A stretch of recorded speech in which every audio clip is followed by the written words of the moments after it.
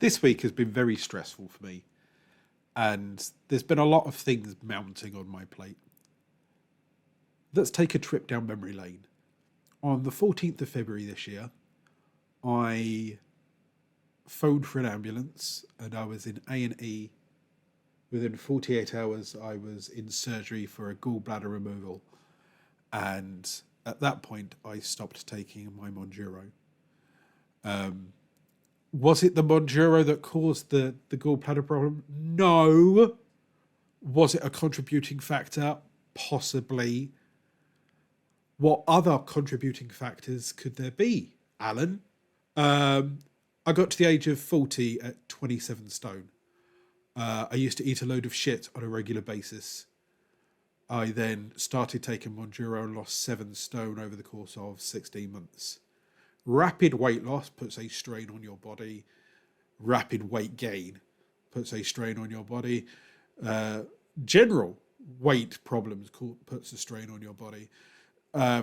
So losing 7 stone, although was a net positive, dumping a load of fat through your body over the course of 12, 14 months obviously puts a strain on your body. Plus then Mounjaro or any GLP-1 slows your digestive system, so therefore it takes longer for it to go through your body, building up possibly biliary sludge, possibly exacerbating an already overworked gallbladder.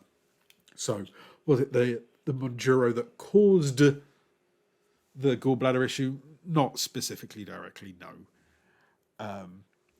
Now, since then, I didn't take Mounjaro for 4 to 6 weeks. With that 4 to 6 weeks, I put on around about a stone in weight. Now, I think that's a combination of stress, inflammation from surgery, eating a little bit more because I'm not on the jab and there's less suppressant. I slowly titrated back in based on some of the medication that was in my fridge. So before I went into surgery, I was on 15 milligrams of Mounjaro. I then brought myself back on at 7.5 milligrams. By the way, I did the research. Clinically perfectly safe and fine and sound to be on these medications after surgery. Should I have taken it day one? No, that's why I fucking didn't, right? Anyway, just combating some of the negative comments that I'm no doubt going to get in the comment section. So put myself back on Mounjaro. There was already pens in my fridge, so I was just using those. And I've started to level out now. I'm around about 10 milligrams. I went up to 21 stone. I've come back down to 21.10, to 20 stone 10. And then the last couple of weeks at work have been absolutely fucking horrible stress-wise, juggling clients and life and stuff like that. So I had been comfort eating. In fact, I had my first kebab in over a year, if not much, much longer now, actually, come to think of it, 1.5 2 years. It was one of those posh kebabs. Since when did a kebab go from £3.50 with chips to £16 because it comes in a box and it's presented nicely and then it's wrapped up nicely and you got your drink, which is a can of fucking Coke that should be 50p, not £2.50, and they've done spring rolls out of the doner kebab, mate. What happened to the dirty doner kebab? The dirty kebab with chips, your kebab, your sauce, maybe some salad for garnish. Why am I making this voice? So, why have we gone from £3.50 kebab to £16 gourmet kebab? When did that fucking happen? Anyway, they're really, really nice. They're called German doner kebabs and they're based in Huddersfield somewhere. Really enjoyed that. But I noticed on the 10 milligrams, my appetite suppressant started to come back, which is good. The food noise has disappeared. I started taking my first 10 milligram jab of Mounjaro last Sunday, so the Sunday just gone. 7.5, no, I could still hear it. I could still fight it. I was still eating chocolate. The 10 milligrams, I'm now immediately only eating half a meal.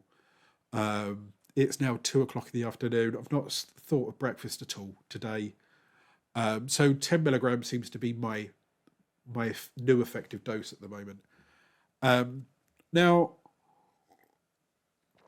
I've been enjoying the freedoms that this weight loss has given me. As you may have noticed, I made a few videos last week where I was walking along the canal in May, which is ironically something that I've done on YouTube every year for about 10 years without realizing it. In April, May, the weather is cold enough that you can go for a walk without sweating. It's hot enough that you can go for a walk without having to wear a stupid heavy coat. And the pollen hasn't kicked in just yet. At the moment, I am bunged up to fuck, but I always am this time of year. But January in 2025, I couldn't walk along that canal for more than 100 meters without stopping with blaring hot back pain and feeling that I was completely unfit, as if like every 100 meters was a fucking marathon. Last week, I was able to walk for a good hour and a half without even realizing that I was really walking. In fact, I was even making YouTube videos. I wasn't huffing, I wasn't puffing. I was enjoying the whole thing. I was watching in the dark. So I was chatting with people. I was able to enjoy my life. And that's the sign of the non-scale victories that this kind of thing gives you. At the moment, I'm looking into the reality that MedExpress has said that they will not give me additional prescriptions of my Mounjaro until 12 months after surgery. So I can either sit here and white knuckle it for another 9 months, or I've got to find another place to get the medication. So I had some blood tests, which is what I was doing before I went on the walk down the canal. And I'm waiting for the NHS to get back to me. I'd much rather not stretch the NHS, and I'd much rather someone that's much more in need of these jabs get it than me for whatever reduced price through the NHS. But if Mounjaro through MedExpress is impossible, then I thought, okay, let's see what the NHS can do. I am aware that, and I've been told that clinically I'm perfectly fine to be on these medications. The only reason the NHS have to do blood tests and stuff is that they've got higher criteria than, say, an Asda or a Lloyd's Pharmacy or anyone like that. The only reason MedExpress said no is because they've got a hard, fast rule of, hey, we don't want you to sue us for the 1% chance that, you know, there could be complications, and then they can trace back to, yes, but the medication was purchased from, whilst other more capitalist-based locations aren't overly fussed as long as you're over 35 in BMI and you are clearly fat. All right, so I might have to go down the Asda route, but we'll see what the NHS say.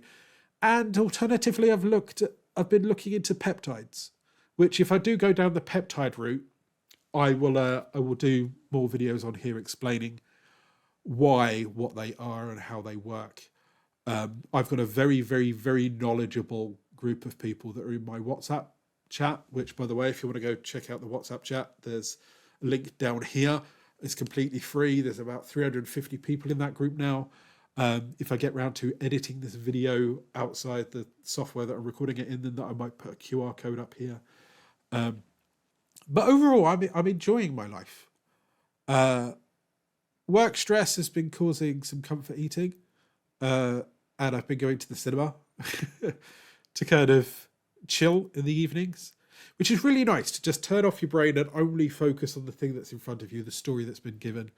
I've recently watched the Hail Mary Project, which is kind of like an adult version of WALL-E, mixed with The Martian. And last time I went to the cinema a couple of days ago, I watched Hokum. Both fantastic films. If you've been to the cinema recently, please suggest a film for me to watch down below, because I'm thinking that I might go this evening as well. Overall, I think the balance and the chaos of life hit me, and I'm just trying to balance it all out at the moment. And that, you know, it's to be expected. You can't be kept in just a sealed bubble where everything is perfect and everything is fine. So this also tests and proves that yes, although I can be on or off the medication, and I can have weeks or months where I'm struggling with food, I haven't piled on 4 or 5 stone. I'm aware of what I am and I am not doing. I'm back on the medication and I'm slowly trending back downwards. I'm still overweight at 20 stone, but I'm, once again, 7 stone down, so I'm healthier. In the long run, by the end of this year, I'd like to lose another 2 to 3 stone. I'd like to be around about 16, 17 stone.